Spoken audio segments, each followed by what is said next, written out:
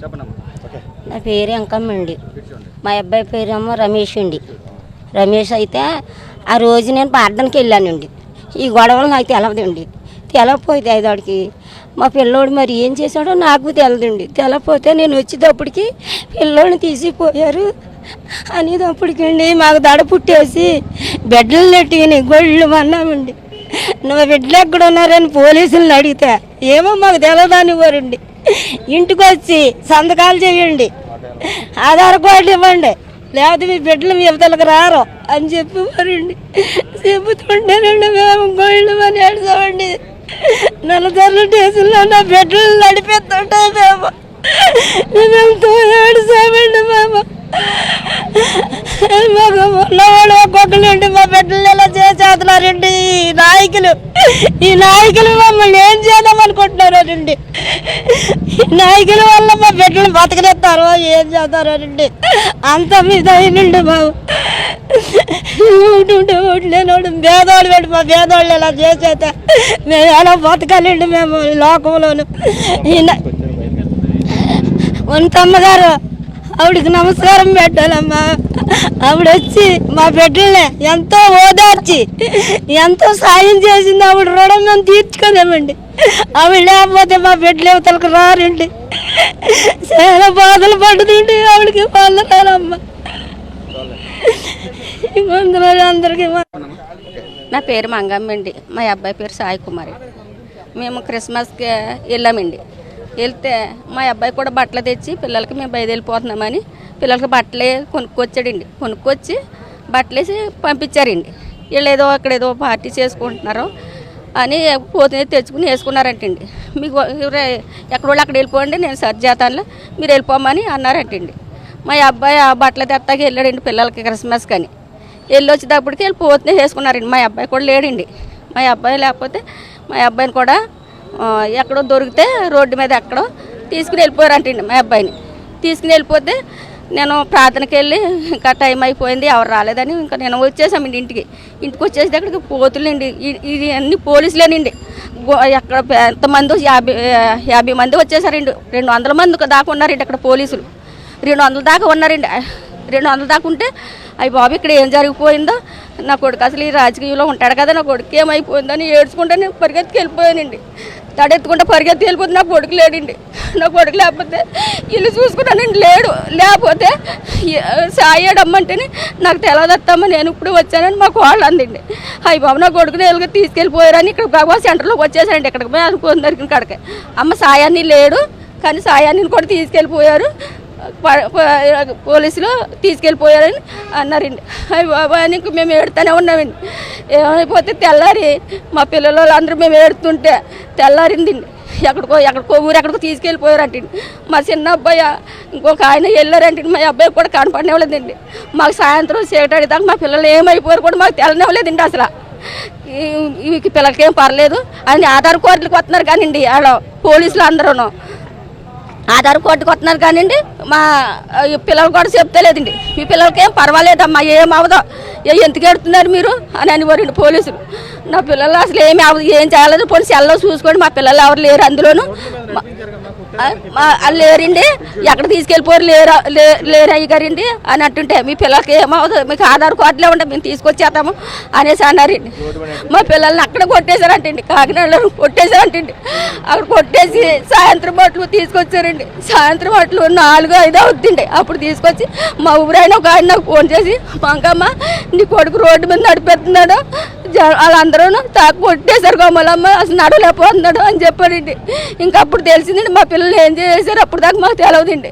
ఇంకా రాత్రి తీసుకొచ్చారండి. అప్పుడు రోడ్డు మీద నడిపించారండి. ఇక్కడ పోలీస్ స్టేషన్ కానించి గవర్నమెంట్ హాస్పిటల్ దాకా నడిపించకుండా తీసుకెళ్లారండి. మా పిల్లలు నడవలేక నడిచారండి. నా బిడ్డలో అసలు అందులో ఏ పాపప్పు నువ్వు తెలవదండి. ఆ పిల్లలకి ఇక పోతుని వేసుకుంటూ వరకేనండి. అసలు లేనిపోని కేసులు పెట్టేసి తప్పుడు పోనీ ఏమన్నా మానభంగాలు చేశారా, హత్యలు చేశారా, ఏం చేశారండి. నా పిల్లల్ని అలా చేశారు అమ్మగారు అయ్యగారండి. మా పిల్లలు మమ్మల్ని అలా చేసి అన్నారండి. పోయి సిపి ఉన్న దాంట్లో ఉండదులేండి మమ్మల్ని. ఆ వండిత అమ్మగారు రాశా జగన్ గారు ఆరు తీసుకొచ్చారండి. మా పిల్లలు లేకపోతే జైలు చేసేస్తారు. మీ పిల్లల్ని మీ దక్కనెవరు, మిమ్మల్ని పోలీస్ స్టేషన్ మీ పిల్లలు మీరు అందరూ అకరెత్తుగానే ఉంటారు అని అనేవారండి. మమ్మల్ని పోలీస్ స్టేషన్లో పెట్టేసి అలా ఎట్లా కొట్టేశారండి అయ్యగారు. మా పిల్లలండి వస్తాను అనలేదండి. అలా మీ పిల్లలు మీకు రారు, మీ పిల్లల్ని అసలు మీకు దొరకనేవారు, అడ్రస్ కూడా దొరకనేమో కాల్ చేసి చంపేసి పాడేసేస్తాం, ఎంకౌంటర్ చేసేస్తాం అనేవారు అంటండి. మా పిల్లల్ని చంపేద్దాం అనేవారు అంటండి. అసలు ఏ పాపం పుణ్యం వాళ్ళకి తెలవదండి. ఇక్కడ మేకపోతుని వేసుకున్నందుకే అలా చేశారండి. వాళ్ళని నరకం చూపించేశారు. తూర్పుగోదావరి జిల్లా గోపాలపురం నియోజకవర్గం నల్లజల్ల మండలం సోడవరం గ్రామ కాపురస్తుల మీద మరి ఈ మధ్యన స్క్రోలింగ్ అవుతున్నటువంటి విషయం మనందరికీ తెలిసిందే. మరేంటంటే వాళ్ళ మీద దళితులైనటువంటి వైసీపీ కార్యకర్తల మీద ఏ విధంగా కేసులు బనాయించారన్న సంగతి మొత్తం రాష్ట్ర వ్యాప్తంగా తెలిసినదే. మరి ఆ రోజున మాజీ సీఎం అయినటువంటి వైఎస్ జగన్మోహన్ రెడ్డి గారి యొక్క పుట్టినరోజును పురస్కరించుకొని మరి వాళ్ళు ఎంతో ఉత్సాహంగా కోలాహలంగా వారి యొక్క నాయకుడికి ఒక మంచి అభినందనలు తెలపాలనేటువంటి ఉద్దేశంతో వారు ఒక ఉత్సాహం చేసుకున్న తరుణంలో మరి ఆ గ్రామంలో ఉన్నటువంటి కొంతమంది వ్యతిరేక వర్గాలు ఏవైతే ఉన్నాయో వాళ్ళ మీద పార్టీపరమైనటువంటి కక్షలు కట్టి వారి మీద వాళ్ళకి సంబంధం లేనటువంటి అనేక కేసుల్ని బనాయించడం జరిగింది. ఆ కేసులు మరి ఎక్కడ కూడా మనం రాష్ట్రంలో కానీ దేశంలో కానీ చూడనటువంటి విధంగా మరి ఆ కేసులు మనం ఈ రోజున చూడడం జరిగింది. ఏంటంటే మరి రెండు గ్రూప్స్ మధ్య తగాదాలు పురికెత్తించడం, మరియు అలాగే రెండు ప్రాంతాల మధ్య లేక రిలీజియన్ మధ్య లేకపోతే వివిధ వర్గాల మధ్య ఒక గొడవని ద్వేషాన్ని రేపడం అనేది ఒక సెక్షన్ అయితే, అదేవిధంగా ఆయుధాలతోటి బెదిరించడం, నిన్ను చంపేస్తాను, అలా చేస్తాను, ఇలా చేస్తానటువంటి అదొక సెక్షన్ గాను, అలాగే ఇవన్నిటిని మించి మరి ఆయుధాల కేసు సెక్షన్ 27 ప్రకారం అది కూడా వీళ్ళకి బనాయించడం జరిగింది. యాక్చువల్గా సెక్షన్ 5 ప్రకారం ఏవైతే ప్రొహిబిటెడ్ ఆర్మ్స్ ఉన్నాయో వాటిని పరిగణలోకి తీసుకుని వాటికి వ్యతిరేకంగా వీళ్ళేమన్నా అవి చేసినట్లయితే అది నేరంగా పరిగణించవచ్చు.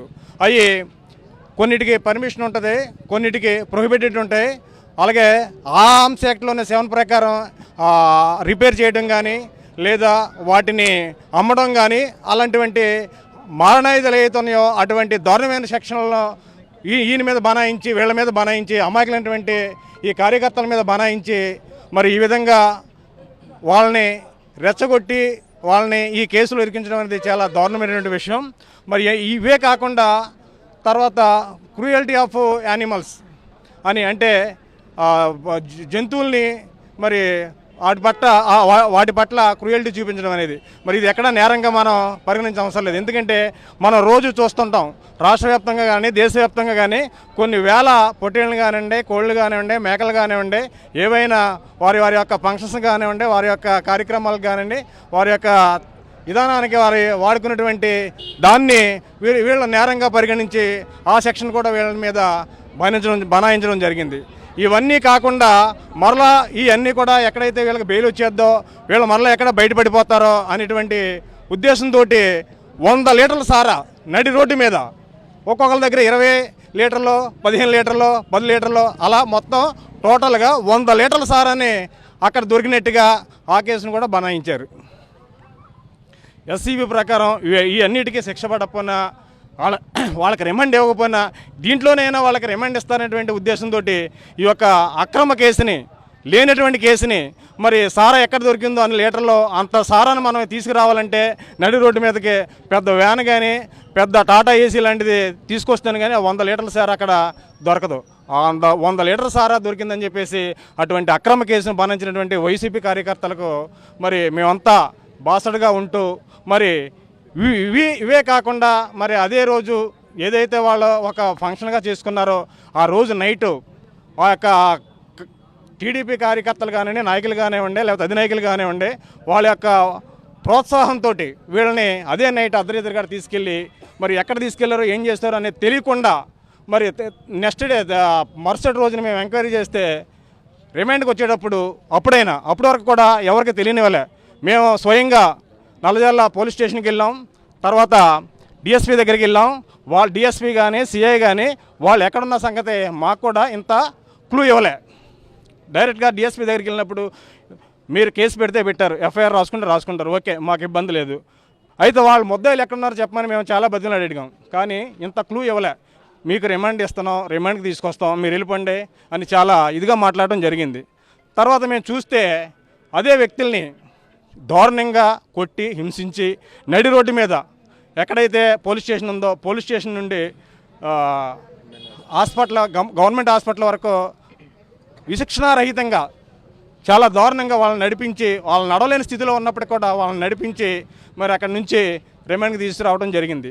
మరి ఈ సెక్షన్లన్నీ పరిగణలోకి తీసుకున్న జడ్జి గారు దాంట్లో సరైన న్యాయం ఉందని చెప్పేసి మరి అవి బెయిలబుల్ సెక్షన్స్ అయినప్పటికీ కూడా వీళ్ళు ఎన్ని ప్రయత్నాలు చేసినా వీళ్ళ స్థాయి సిఐ దగ్గర నుంచి రకరకాల పై స్థాయిలందరూ కూడా ప్రయత్నాలు చేసి వీళ్ళకి ఎట్టి పరిస్థితుల్లోనైనా రిమాండ్ ఇవ్వాలనేటువంటి ఒక దృఢ సంకల్పంతో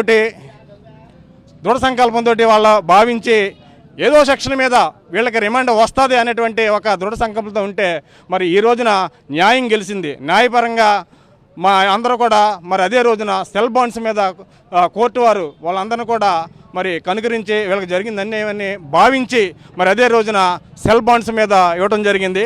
తర్వాత మొన్న 2వ తారీఖున ఫుల్ఫిల్గా వాళ్ళని షూరిటీస్ పెట్టుకోమని ఆర్డర్ అయితే ఆర్డర్ ప్రకారం మేము వాళ్ళని షూరిటీస్ని పెట్టి వాళ్ళని రిలీజ్ చేయడం జరిగింది ఫుల్ఫిల్గా. అదే కాకుండా అందులో ఒక 7వ ముద్దాయి అన్నాడు. తన పేరు లోకల్గా అతను శ్రీను అయితే దాంట్లో ఎఫ్ఐఆర్లో ఏం రాశారంటే సంజీవ్ అని రాశారు, ప్లస్ తండ్రి పేరు శ్రీను రాశారు.